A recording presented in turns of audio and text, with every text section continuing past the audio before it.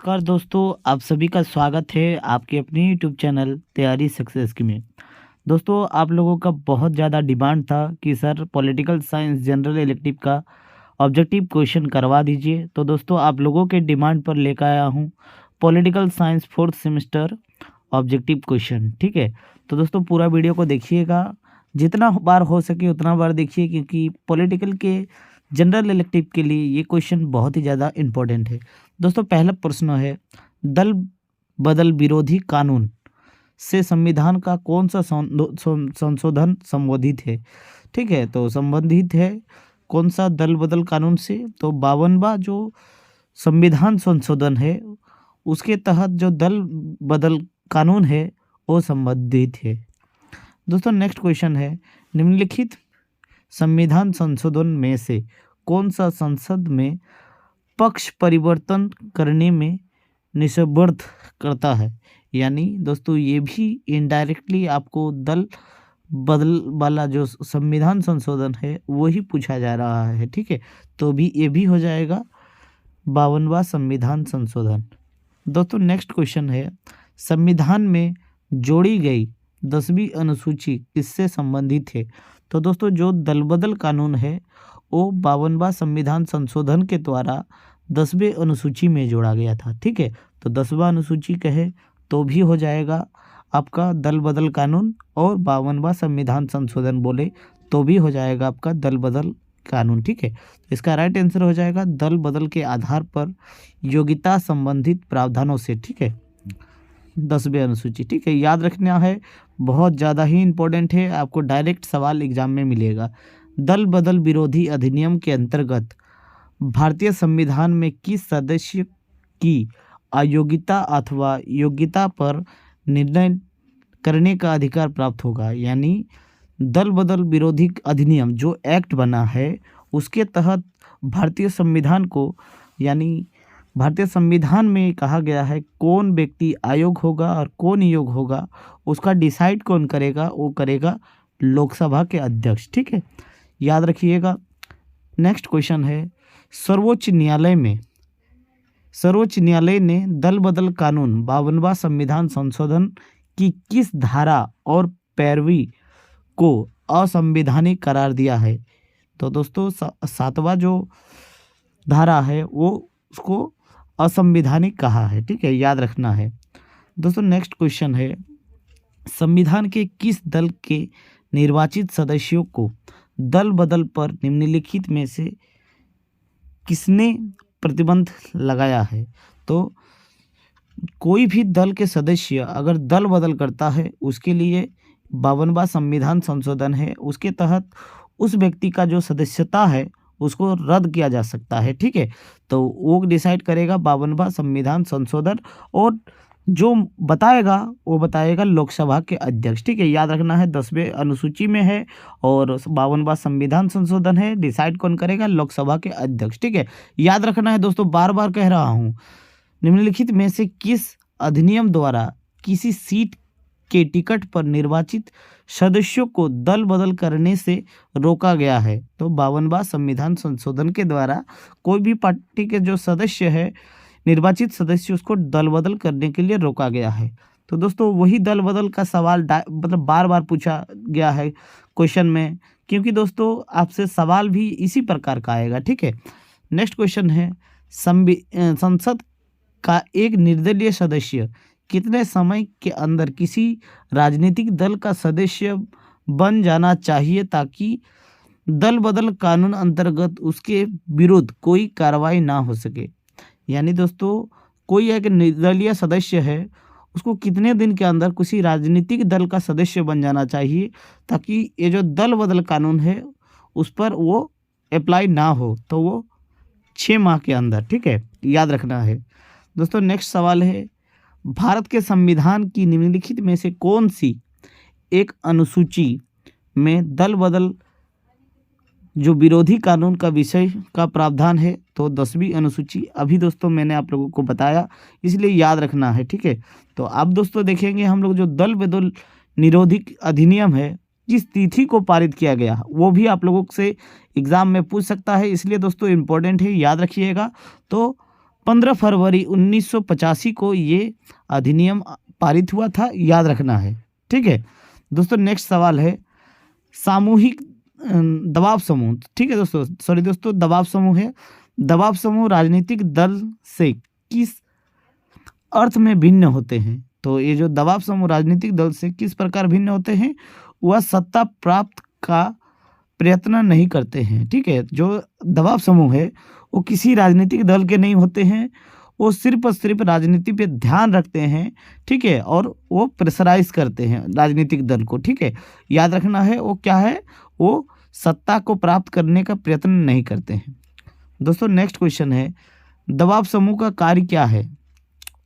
अपने स्वार्थों को पूर्ति के लिए सरकार पर दबाव डालना। ठीक है, तो दोस्तों नाम से ही पता चलता है दबाव समूह है तो वो दबाव डालेगा। किसको दबाव डालेगा? वो सरकार को दबाव डालेगा और अपने स्वार्थ को पूर्ति कराएगा। ठीक है दोस्तों, नेक्स्ट है दबाव समूह का उल्लेख सामान्यता होती है, यानी दबाव समूह का जो उल्लेख है वो कहाँ पर होती है? तो होगा विशेष हित समूह के रूप में। ठीक है, तो वो लोग जो है, ये जो समूह जो है वो लोग अपने आप को विशेष हित समूह के रूप में बताएगा। ठीक है दोस्तों, नेक्स्ट क्वेश्चन है दबाव समूह का प्रधान उद्देश्य क्या होता है? तो दबाव समूह का जो मेन उद्देश्य है जिसके लिए ये समूह है वो है अपने सदस्यों के हित की अभिवृद्धि करना। ठीक है, यानी अपना जो सदस्य है उनका हितों का अभिवृद्धि, मतलब उनका जो हित है उनको कलेक्ट करवाना। ठीक है, नेक्स्ट क्वेश्चन इंपॉर्टेंट है दोस्तों, ध्यान दीजिएगा। ठीक है, क्वेश्चन है निम्नलिखित में से कौन सा कथन दबाव समूह का अर्थ बोध कराता है, यानी बतलाता है? ठीक है, तो नीति संबंधित कानून को नियंत्रण करने हेतु दबाव प्रभाव डालने वाला समूह, यानी अपने नीति को पूर्ति करने के लिए जो सरकार को मतलब ये करता है, प्रेशराइज करता है, उसे ही कहते हैं दबाव समूह। ठीक है दोस्तों, आप लोगों को थोड़ा बहुत बोर लग सकता है क्योंकि पॉलिटिकल साइंस हिस्ट्री ऑनर्स के विद्यार्थी के लिए थोड़ा बहुत बोर लगेगा, लेकिन आप लोगों को समझना है और आंसर भी उतना ही करना है क्योंकि इससे आपका कोई भी प्रकार से नंबर ऐड होने वाला नहीं है, सिर्फ आपको पास करना है। ठीक है दोस्तों, नेक्स्ट क्वेश्चन है डी मैकिन ने दबाव समूह को परिभाषित किया है। तो यानी ये जो व्यक्ति थे वो जो दबाव समूह है उसके बारे में एक परिभाषा दिए हैं, और वो परिभाषा क्या है? गुमनाम साम्राज्य के रूप में, यानी जिसका कोई नाम नहीं है, आता पता नहीं है, सिर्फ अपने स्वार्थ की पूर्ति करते हैं, उनको कहे हैं डी मैकिन। ठीक है दोस्तों, नेक्स्ट क्वेश्चन है निम्नलिखित में से किसने प्रभावक समूह के विधानमंडल का तीसरा सदन माना गया है? तो ये जो प्रभावक समूह है यानी दबाव समूह है जो प्रभाव डालता है उसको विधानमंडल का तीसरा सदन कहा है। यानी पहला सदन कौन सा होगा? उच्च सदन, निम्न सदन, ये हो जाएगा लोकसभा, एक होगा राज्यसभा, और तीसरा सभा के रूप में कहा जाता है दबाव समूह को। ठीक है, तो किसने कहा है? एच.एम. फाइनर। ठीक है, एच.एम. फाइनर ने उसे तीसरे समूह का दर्जा दिया है, इसलिए आपको याद रखना है। ठीक है दोस्तों, नेक्स्ट क्वेश्चन है भारत में संगठित दबाव समूह गठित नहीं होने का मुख्य कारण क्या है? तो दोस्तों ये जो राजनीतिक दबाव समूह हम लोग पढ़ रहे हैं ये भारत में देखने को नहीं मिलता है, और अगर देखने को मिलता होता तो आप लोग जरूर ही इसके बारे में न्यूज़ में पढ़े, मतलब सुनते। ठीक है, लेकिन आप लोग ये दबाव समूह के बारे में यहाँ पर नहीं देखने को मिलता है। ठीक है, तो इसका कारण क्या है? भारत में अनेक छोटे छोटे राजनीतिक दल ही दबाव समूह का कार्य करते हैं, यानी कोई भी प्रकार का कहीं पर भी कुछ कार्य हो रहा है तो उनका विरोध और अपना हित की पूर्ति यहाँ के जो राजनीतिक पार्टी है वो ही कर देते हैं, इसलिए भारत में दबाव समूह का गठित नहीं होता है। ठीक है, नेक्स्ट है उसी में संगठित राजनीतिक समूह में जो राजनीति में सक्रिय है उनका कोई निश्चित विचार नहीं है, यानी सभी के सभी एक विचारधारा से संबंधित नहीं रखते हैं, इसलिए ये भी नहीं बना। ठीक है, नेक्स्ट है समूहों का भारत में ना तो स्वतंत्र अवस्थित है, ना ही वह राजनीतिक रूप से स्वतः भूमिका का निर्वहन करते हैं। यानी कोई भी भारत में ऐसा ये नहीं है, कानून नहीं है जिसके तहत वो राजनीति में हस्तक्षेप करे, इसलिए ये दबाव समूह भारत में नहीं दिखने मिलता है। यानी उपयुक्त में सभी। ठीक है दोस्तों, नेक्स्ट क्वेश्चन है, निम्नलिखित में से कौन सा एक दबाव समूह है? तो भारतीय किसान संघ, ये भी एक पार्टी है दोस्तों। नेक्स्ट है भारतीय मजदूर संघ, ये भी एक पार्टी है, ये लेबरों के लिए लड़ता है। विश्व हिंदू परिषद, ये भी एक प्रकार से यहाँ पर दबाव समूह का ही कार्य करते हैं। ठीक है, इनमें से सभी हो जाएगा। ठीक है दोस्तों, नेक्स्ट है गैर राजनीतिक संगठन भारतीय किसान यूनियन किस राज्य में सक्रिय है? तो भारतीय किसान यूनियन किस राज्य में सक्रिय है? तो इसका आंसर हो जाएगा उत्तर प्रदेश। ठीक है, याद रखना है दोस्तों। नेक्स्ट क्वेश्चन है, सोतकरी संगठन नामक कृषक संगठन किस राज्य की राजनीति में महत्वपूर्ण भूमिका निभाती है? तो वो महाराष्ट्र की राजनीति पे महत्वपूर्ण भूमिका निभाती है ये सोतकरी संगठन। दोस्तों नेक्स्ट क्वेश्चन है, विश्व हिंदू परिषद, राष्ट्रीय स्वयंसेवक संघ, बजरंग दल आदि किस राजनीतिक दल के दबाव समूह है? तो ये भाजपा का ही दबाव समूह है, जो भाजपा को ही सपोर्ट करते हैं और ये लोग भी एक दबाव समूह के रूप में कार्य करते हैं। भारत में स्पेशली कोई दबाव समूह नहीं है। ठीक है, नेक्स्ट क्वेश्चन है, भारतीय राजनीति में सक्रिय व्यावसायिक संघ जो राजनीतिक दल की नीतियों को प्रभावित करते हैं वो कौन सा है? तो FICCI। ठीक है, ये भी एक प्रकार का व्यावसायिक संघ है और एसोचैम। ठीक है, याद रखिएगा दोस्तों, ये सब फूड के आइटम के लिए है। ठीक है, व्यावसायिक है, दोनों होगा राइट आंसर। दोस्तों next question very very important है। ये सवाल दोस्तों पिछले सालों में पूछा गया है। क्वेश्चन है, अखिल भारतीय किसान सभा का गठन किस वर्ष हुआ है? तो 1936 को हुआ है अखिल भारतीय किसान सभा का गठन। दोस्तों नेक्स्ट क्वेश्चन है, भारतीय राजनीति में साम्यवादी विचारधारा से प्रभावित युवा तुर्क का अस्तित्व किस वर्ष के बाद हुआ? तो दोस्तों ये 1969 के बाद भारतीय राजनीति में साम्यवादी विचारधारा को देखने को मिलता है, जिनका जो विचारधारा है ये युवा तुर्क जो विचारधारा है उससे प्रभावित है। ठीक है दोस्तों, नेक्स्ट क्वेश्चन ध्यान दीजिएगा। क्वेश्चन है, निम्नलिखित में से कौन सा सही सम्मिलित है? तो सही सम्मिलित कौन सा होगा? रेड्डी जनजाति समूह आंध्र प्रदेश। ठीक है, याद रखिएगा, रेड्डी जनजाति समूह है आंध्र प्रदेश से।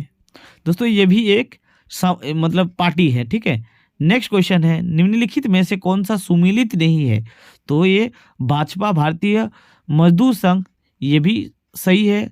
नेक्स्ट है मापक यूनाइटेड ट्रेड यूनियन कांग्रेस, ये भी आपका सही है।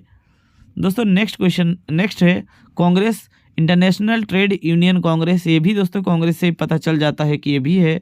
तो रकपा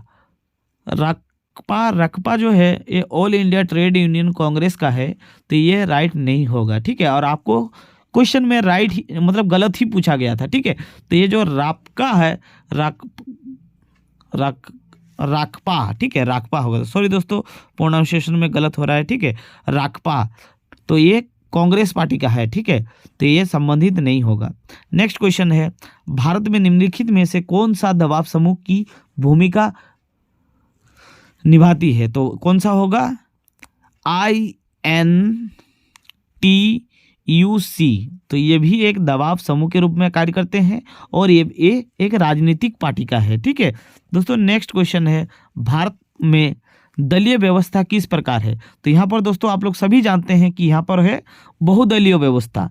इसके विपक्ष में अगर आप लोग कहे कि जो अमेरिका में है, अमेरिका में दो ही पार्टी होता है दोस्तों। ठीक है, तो रिपब्लिक पार्टी और एक डेमोक्रेटिक पार्टी। ठीक है, वो भी याद रखिएगा, अमेरिका में दो दलीय व्यवस्था है। ठीक है, रिपब्लिकन पार्टी और एक डेमोक्रेटिक पार्टी है। ठीक है, वही भारत में जो दल व्यवस्था है वो बहुदलीय है। आप लोग खुद जानते हैं भारत में कितने प्रकार की राजनीतिक पार्टियां हैं। ठीक है, याद रखना है दोस्तों। नेक्स्ट क्वेश्चन है, लोकतंत्र का कार्य संचालन किस के प्रभाव में असंभव है? तो किसके प्रभाव में असंभव है राजनीतिक दल के प्रभाव में। यानी दोस्तों कहा गया है कि किसी भी देश को अगर आगे बढ़ना है तो जितने ज़्यादा राजनीतिक दल होगा उतना ही उसके लिए लॉस है, ठीक है। इसीलिए दोस्तों एक अमेरिका जो बहुत ही ज़्यादा विकासशील देश है, विकसित देश है, वो उसके पास सिर्फ और सिर्फ राजनीतिक पार्टी 2 ही है और भारत में बहुत सारा राजनीतिक दल है। आप लोग खुद देखते होंगे कि कभी आप लोग संसद में भाषण चल रहा होगा तो लोग मेज पे हाथ मार मार के पूरा यह कर देते हैं, चिल्ला देते हैं, कभी तो कोई भाषण भी होने नहीं देता है, इतना ज़्यादा शोर शराबा करता है, ठीक है। नेक्स्ट क्वेश्चन है, भारत में दलीय व्यवस्था का मुख्य विशेषता क्या है? तो अधिकांश दल प्रधानता धर्म, भाषा और जाति के आधार पे है। तो दोस्तों ये आप लोग खुद जानते हैं, जो भारत में ज़्यादातर पार्टी है वो लोग क्या करता है, वो लोग एक विशेष चीज़ को टारगेट करते हैं, वो है धर्म और भाषा, ठीक है। जैसे दोस्तों मैं अगर किसी भी पार्टी का नाम लूँ तो हो सकता है वो प्रॉब्लम करा दे, इसीलिए मैं किसी भी पार्टी का नाम नहीं लेना चाहता हूँ, क्योंकि दोस्तों ये राजनीतिक पार्टी है, इसीलिए मैं कोई भी दल का नाम नहीं लूँगा। आप लोग खुद समझ जाइए, कोई ना कोई ऐसा दल जरूर होगा आप लोग के नज़र में जो ये सब काम करते हैं, ठीक है। नेक्स्ट है, विभिन्न राजनीतिक दलों की नीति और कार्यक्रम में काफ़ी समांतर होता है। यानी सबका जो मेन टारगेट है वो एक ही चीज़ है, और क्या है और आप लोग भली भांति जानते हैं। नेक्स्ट है, विभिन्न क्षेत्रीय और राज्य स्तरीय राजनीतिक दल का भरमार है। यानी स्टेट लेवल पे बहुत सारा, हम लोग का जैसे झारखंड में बहुत सारा दल है, वैसे ही सेंट्रल में बहुत सारा दल है। आप लोग अगर कोई दूसरा स्टेट से देख रहे हैं वीडियो तो आप लोग भी खुद जानते हैं कि आपके स्टेट में भी बहुत सारा दल है, ठीक है। तो इसी सब कारणों की वजह से यहाँ पर बहुदलीय व्यवस्था है, ठीक है। तो इनमें से सभी उपयुक्त सभी राइट आंसर हो जाएगा। दोस्तों नेक्स्ट क्वेश्चन है, कम से कम कितने राज्य में राज्य स्तरीय पार्टी की हैसियत रखने वाली राजनीतिक दल को राष्ट्रीय मान्यता दी गई है? तो दी जाती है तो कम से कम 4, ठीक है। यानी मान के चलिए दोस्तों, मैं एक ठो पार्टी का नाम नहीं ले रहा हूँ, आपको एग्जाम्पल के लिए समझा रहा हूँ। दोस्तों ये मेरा पार्टी है, पार्टी का नाम है XYZ, ठीक है। तो दोस्तों XYZ को सेंट्रल का पार्टी होने के लिए, यानी राष्ट्रीय स्तर का पार्टी होने के लिए कम से कम 4 स्टेट में उसका पहुंच और पकड़ होना चाहिए, वहां पर उसका MP MLA होना चाहिए, ठीक है। फॉर एग्जांपल झारखंड में हो, बिहार में हो, उड़ीसा में हो और छत्तीसगढ़ में हो। आपका 4 अगर राज्य में उसका मतलब राजकीय स्तर का पार्टी का हैसियत हो तो ही वो राजनीतिक दल राष्ट्रीय स्तर का पार्टी बनेगा, ठीक है। दोस्तों आप लोगों को समझ में आ रहा है तो प्लीज़ रिक्वेस्ट है कि आप लोग लाइक जरूर कीजिएगा। आप लोग लाइक नहीं करते हैं, बहुत जन वीडियो को सिर्फ वॉच करते हैं और छोड़ देते हैं, ठीक है। आप लोग कमेंट कीजिए और फिर लाइक जरूर कीजिएगा, ठीक है। लाइक से कोई भी इनकम नहीं आता है, ना ही आपका कोई भी पैसा मेरे को आता है, ठीक है। इसलिए आप लाइक जरूर कीजिएगा, सिर्फ और सिर्फ आपका लाइक से मेरे को मोटिवेशन मिलता है कि वीडियो को इतना जन देखा, इतना जन समझा, ठीक है। किसी राजनीतिक दल को राष्ट्रीय दल अथवा प्रादेशिक दल के रूप में मान्यता कौन देता है? यानी कौन बोलता है कि आप अभी राष्ट्रीय स्तर का दल बन चुके हैं? तो ये निर्वाचन आयोग, यानी जो हम लोग का चुनाव आयोग है, वही बताता है ये आप लोग का जो दल है वो राष्ट्रीय स्तर का दल बन गया है।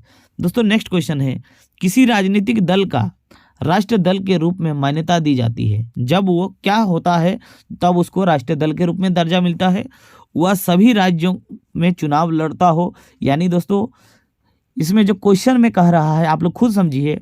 अभी हम लोग पढ़े कि कोई भी राजनीतिक दल राष्ट्रीय स्तर का दल कब होगा? जब वो 4 राज्य में कम से कम उसका पहुंच हो, पकड़ हो और वहां पर उस पे का MP MLA हो, ठीक है। तो क्या वो सभी राज्य में चुनाव लड़ने से क्या वो राष्ट्रीय स्तर का बन जाएगा? नहीं बनेगा। मैं दोस्तों एक पार्टी का नाम मतलब आपको समझा रहा हूँ, ठीक है। मैं एक पार्टी बना लिया हूँ और मैं जानता हूँ कि मैं कहीं से भी जीत नहीं सकूंगा, ठीक है। और प्रत्येक राज्य के चुनाव में मैं पार्टिसिपेट किया हूँ, भाग लिया हूँ, ठीक है। तो क्या मुझे राष्ट्रीय स्तर का दल का दर्जा मिलेगा? तो दोस्तों आंसर है एकदम नहीं मिलेगा, ठीक है। तो यहाँ पर दी जाती है, यहाँ मैंने पूछा है कि किसे मिलेगी। नेक्स्ट है, वह राज्य चुनाव का कुल मतदान का कम से कम 5% मत प्राप्त करता हो। तो जरूरी नहीं है, ये भी जरूरी नहीं है। क्यों? क्योंकि ऐसा जरूरी थोड़ी ना है कि दोस्तों पाँच, बहुत सारे राज्य में ऐसा भी हो सकता है कि वो अपने जो राज्य स्तर का पार्टी है उससे नाराज है, ठीक है, इसलिए आपको वोट कर दे। तो ऐसे जरूरी नहीं है कि 5% मिलने से ही आप राष्ट्रीय स्तर का मतलब पार्टी बन जाएंगे। तो उसके लिए क्या नियम है, वह 4 या 4 से अधिक में राज्य स्तरीय राजनीतिक दल के रूप में मान्यता प्राप्त की गई हो, यानी उसको मान्यता है, उसका एमपी एमएलए उसमें हो, और उसको तब जाकर के निर्वाचन आयोग एक राष्ट्रीय पार्टी के रूप में मान्यता देगा। ठीक है दोस्तों, आपको कमेंट बॉक्स में बताना है, मैं क्वेश्चन पूछ रहा हूं, अगर आप लोग एक्टिव है, आप लोग पढ़े हैं, तो आप लोग बताइए कि भारत में अभी राष्ट्रीय स्तर का कितना दल है। ठीक है, जरूर बताइएगा। ठीक है, जरूर कमेंट कीजिएगा अगर आप लोग पढ़े हैं, और अगर नहीं पढ़े हैं तो आप लोग बात जरूर पढ़िएगा, भारत में अब तक कितना राष्ट्रीय स्तर का दल अभी फिलहाल मौजूद है। ठीक है, नेक्स्ट क्वेश्चन है, भारत में कोई भी राजनीतिक दल राष्ट्रीय दल के रूप में मान्यता प्राप्त कर सकता है यदि वो राज्य स्तर का दल में कम से कम 4 राज्य में हो। ठीक है, तो 4 राज्य में होना चाहिए, इस तब वो जाकर के उसको राष्ट्रीय दल की दर्जा मिल सकता है। किसी भी राजनीतिक दल को राष्ट्रीय दल के रूप में तब मान्यता प्राप्त कर सकती है जब आम चुनाव में कम से कम 4 राज्यों में कुल कितनी प्रतिशत मत प्राप्त हो, तो कम से कम 4 राज्य में उसको 4% मत प्राप्त हो।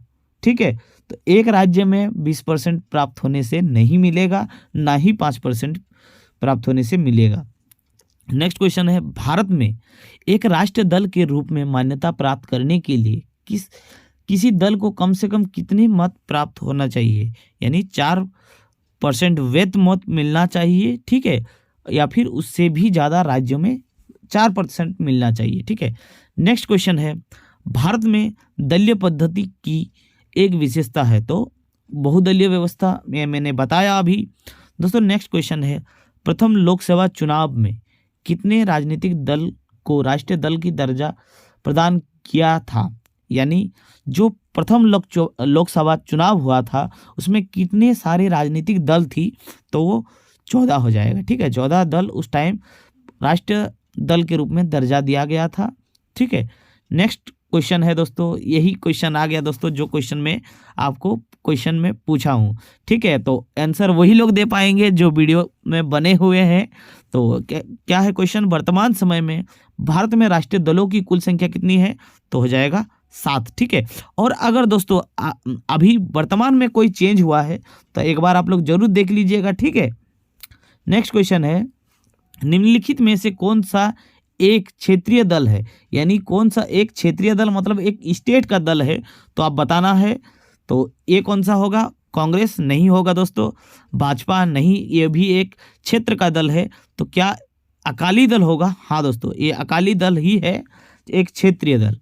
दोस्तों नेक्स्ट क्वेश्चन है, किसी राजनीतिक दल को पंजीकृत दल की स्थिति पाने के लिए कम से कम कितने प्रतिशत मत पाना चाहिए, तो 4% मत पाना होगा, तभी वो एक राजनीतिक दल के रूप में पंजीकृत कर सकता है, नामांकन कर सकता है। ठीक है, डिसाइड कौन करेगा, निर्वाचन आयोग करेगा। ठीक है, क्वेश्चन है, भारत में दलीय व्यवस्था किस एक व्यापक व्यवस्था का अंग है, तो राजनीतिक व्यवस्था का अंग है दलीय व्यवस्था। ठीक है, और राजनीति में यह करेंगे तो एक राजनीतिक व्यवस्था का यह है। भारतीय साम्यवादी दल में किस वर्ष विभाजन होने पर भारतीय साम्यवादी दल यानी मार्क्सवाद का जन्म हुआ, तो 1964 में। ठीक है, 1964 में दोस्तों एक भारतीय साम्यवादी दल में विभाजन हुआ, और उसके बाद ये जो दल है उसका नाम हो गया मार्क्सवादी दल। ठीक है दोस्तों, नेक्स्ट क्वेश्चन मोस्ट इंपॉर्टेंट है, क्वेश्चन है, भारतीय राष्ट्र कांग्रेस का गठन किस वर्ष हुआ है, तो इसका आंसर हो जाएगा 1885। आप लोग इसके बारे में जरूर पढ़े हैं। नेक्स्ट क्वेश्चन है, कांग्रेस का चिन्ह क्या है, तो कांग्रेस का चिन्ह है पंजा। ठीक है, यानी हाथ का चिन्ह है दोस्तों, ये हो जाएगा आपका कांग्रेस का चिन्ह। ठीक है, तो नेक्स्ट क्वेश्चन है, भारतीय जनता पार्टी का चिन्ह क्या है दोस्तों, कमल। ठीक है, आप लोग जरूर जानते हैं। नेक्स्ट क्वेश्चन है, निम्नलिखित चुनाव चिन्ह में से कौन सा चुनाव आयोग द्वारा लोकसभा या फिर विधानसभा के चुनाव में से अधिक राजनीतिक दल के लिए आरक्षित करता है? तो ये हाथी हो जाएगा दोस्तों। ठीक है, हाथी जो चुनाव का चिन्ह है वो आप किसी भी चुनाव में देखेंगे तो ये जो यानी छाप है आपको देखने को मिल जाएगा। ठीक है दोस्तों, पता नहीं आपको वीडियो कैसा लग रहा है, आप लोग ज़रूर कमेंट कीजिएगा। मैं पहली बार आपको पॉलिटिकल साइंस समझाने का प्रयास कर रहा हूं। अगर आपको सही लग रहा है तो कमेंट में बताइएगा, और आप लोग को वीडियो में ज़रूर कमेंट करना है कि सर आप जो समझाए मेरे को समझ में आ गया, आप ठीक पढ़ा रहे हैं। ठीक है, और अगर आपको समझ में नहीं आए और मैं जो समझा रहा हूँ आपको समझ में नहीं आए तो वो भी बताइएगा, सर हमको समझ में नहीं आ रहा था। ठीक है, ताकि मैं आने वाला टाइम में और बढ़िया मतलब समझाने का कोशिश करूँगा। ठीक है, तीर धनुष निशान है, तो तीर धनुष दोस्तों निशान है झारखंड मुक्ति मोर्चा का। ठीक है, तो तीर धनुष ठीक है वो भी याद रखिएगा, वो है जेएमएम पार्टी का, झारखंड मुक्ति मोर्चा का। ठीक है दोस्तों, नेक्स्ट क्वेश्चन है भारतीय कम्युनिस्ट पार्टी यानी सीपीआई का अस्तित्व किस वर्ष से आया? 1921 से, यानी बहुत पहले का ये दल है, आज़ादी के पहले का। ठीक है, याद रखिएगा दोस्तों। नेक्स्ट क्वेश्चन है भारत में मुस्लिम लीग की स्थापना कब हुई?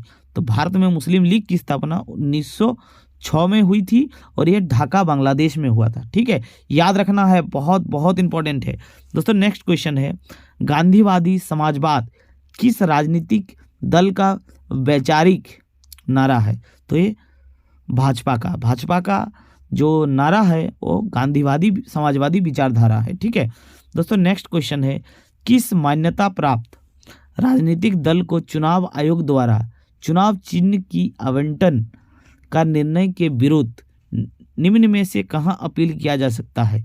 तो वो सर्वोच्च न्यायालय में अपील कर सकता है। तो दोस्तों आप लोग समझिएगा दोस्तों, मान लीजिए आप एक किसी इलेक्शन में खड़े हैं। ठीक है, तो आपका चुनाव चिन्ह जूता मिल गया। ठीक है, जूता, तो आप इससे संतुष्ट नहीं है कि हमको जूता मिला है, तो आप लोग कहां अपील कर सकते हैं? तो इसके लिए आप सर्वोच्च न्यायालय में अपील कर सकते हैं, और अगर आपका अपील मतलब एक्सेप्ट होता है तो आपको हो सकता है सर्वोच्च न्यायालय मतलब चुनाव आयोग को एक पत्र लिखे और फिर आपका चुनाव का जो चिन्ह है वो परिवर्तन हो सकता है। ठीक है, तो याद रखिएगा सर्वोच्च न्यायालय ही चेंज कर सकता है। नेक्स्ट क्वेश्चन है किस राजनीतिक दल का चुनाव चिन्ह 1952 के आम चुनाव से अब तक अपरिवर्तित रहा है? यानी 1952 के चुनाव से अभी तक कोई चेंजेस नहीं किया गया है। कौन सा पार्टी का होगा दोस्तों? तो दोस्तों याद रखिएगा सीपीआई नहीं, अभी हम लोग देखें क्या था दोस्तों, तो आगे देखते हैं कौन सा पार्टी था जो अभी हम लोग देखें, वो हो जाएगा भारतीय कम्युनिस्ट पार्टी। ठीक है, तो आपको दोस्तों कमेंट में बताना है कि भारतीय कम्युनिस्ट पार्टी का चुनाव चिन्ह क्या है।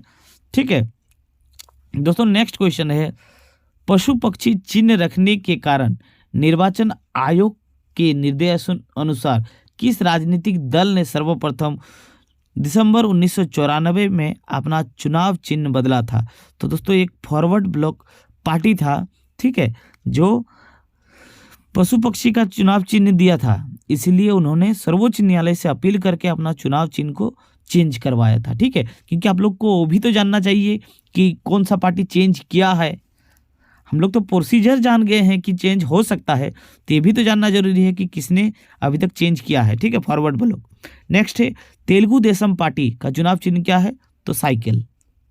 नेक्स्ट क्वेश्चन है निम्नलिखित में से 1999 में किसके विघटन से साम्यवादी कांग्रेस पार्टी का गठन हुआ है? तो कांग्रेस पार्टी का ही जब विभाजन हुआ तो उससे बना है साम्यवादी कांग्रेस पार्टी। ठीक है दोस्तों, नेक्स्ट क्वेश्चन है निम्नलिखित में से कौन सा दल ना तो मान्यता प्राप्त राष्ट्रीय दल है, ना ही एमपी राज्य के लिए मान्यता प्राप्त है? तो हो जाएगा गोंडवाना गणतंत्र पार्टी। ठीक है, तो गोंडवाना से दोस्तों आप लोग कंफ्यूज मत होइए, ये जो पार्टी है ना ही मध्य प्रदेश राज्य में इसको मान्यता प्राप्त है, ना ही इसको सेंट्रल में मान्यता प्राप्त है। ठीक है, नेक्स्ट क्वेश्चन है निम्नलिखित में से कौन सा क्षेत्रीय राजनीतिक दल है? तो क्षेत्रीय मतलब स्टेट में होगा तो हो जाएगा अकाली दल।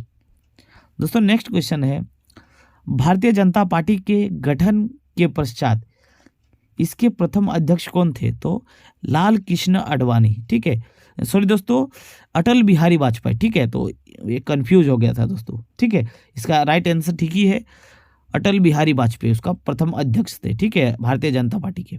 दोस्तों नेक्स्ट है, दल विहीन लोकतंत्र के पक्ष में कौन था? तो जय प्रकाश नारायण। दल विहीन यानी किसी भी पार्टी से नहीं था, यानी दल विहीन, दल ही नहीं था उनका, और वो लोकतंत्र के पक्ष में था, तो वो था जयप्रकाश नारायण। दोस्तों नेक्स्ट क्वेश्चन है, नेक्स्ट क्वेश्चन इंपॉर्टेंट है। क्वेश्चन है, राजनीतिक दल निम्नलिखित में से किसके लिए जरूरी है? तो हो जाएगा लोकतंत्र के लिए जरूरी है। दोस्तों आप लोग खुद समझिए, अगर देश से सभी राजनीतिक दल को हटा दे तो क्या होगा, ठीक है, तो देश से अगर सारे राजनीतिक दल को हटा देंगे तो जो पोस्ट पे बन ही रहा है, मतलब सॉरी दोस्तों, जो पोस्ट पे रहेगा वो तो कभी भी नहीं चाहेगा कि पोस्ट छोड़ेंगे, तो क्या होगा, उससे तानाशाही शासक होगा, लोकतंत्र की स्थापना नहीं होगा, ठीक है, इसलिए लोकतंत्र के लिए राजनीतिक दल का होना जरूरी है, ठीक है। नेक्स्ट क्वेश्चन दोस्तों वो है, भारतीय राजनीतिक दल कौन सा है जिसकी स्थापना ताशकंद में हुई थी? तो भारतीय कम्युनिस्ट पार्टी, ठीक है, जो 1921 में इसकी स्थापना हुआ था और ये ताशकंद में हुआ था, ठीक है। नेक्स्ट क्वेश्चन है, किस राजनीतिक दल की स्थापना स्वतंत्रता से पूर्व है, यानी बहुत पहले से है, यानी वो भारतीय साम्यवादी दल, ठीक है। दोस्तों नेक्स्ट क्वेश्चन है, निम्नलिखित में से किसकी स्थापना BR अंबेडकर के द्वारा की गई थी? तो स्वतंत्र श्रमिक दल, ठीक है, स्वतंत्र श्रमिक दल जो थे वो BR अंबेडकर के द्वारा गठित की गई थी। तो दोस्तों आज का प्रश्न इतना ही था, 65 को प्रश्न था। आपको मतलब एक्सप्लेनेशन कैसा लगा जरूर कमेंट में बताइए, और इस वीडियो को ज़्यादा से ज़्यादा शेयर कीजिए ताकि जितने लोग को पॉलिटिकल साइंस है वो लोग इस वीडियो से कुछ लाभ ले सके, ठीक है। और अगर आपको एक्सप्लेनेशन सही लगा है तो प्लीज़ दोस्तों इस वीडियो को शेयर कीजिएगा और अपने दोस्तों के साथ इसको ज़रूर बताइए कि इस चैनल पे ये है। और अगर आपको पॉलिटिकल साइंस का दोस्तों PDF चाहिए तो नीचे दिए गए नंबर पे आप संपर्क कीजिए और PDF ले सकते हैं। PDF का मूल्य मात्र 25 रुपया है। PDF से आपका क्या होगा, PDF से दोस्तों जो इम्पोर्टेंट क्वेश्चन है, जो एग्ज़ाम के लिए इम्पोर्टेंट है, वो आपको उस PDF में विथ आंसर मिल जाएगा। अगर आपको लेना है तो नीचे दिए गए नंबर पर संपर्क करें, ठीक है दोस्तों। तो वीडियो को शेयर जरूर कीजिएगा। मिलते हैं नेक्स्ट वीडियो में, तब तक के लिए जय हिंद।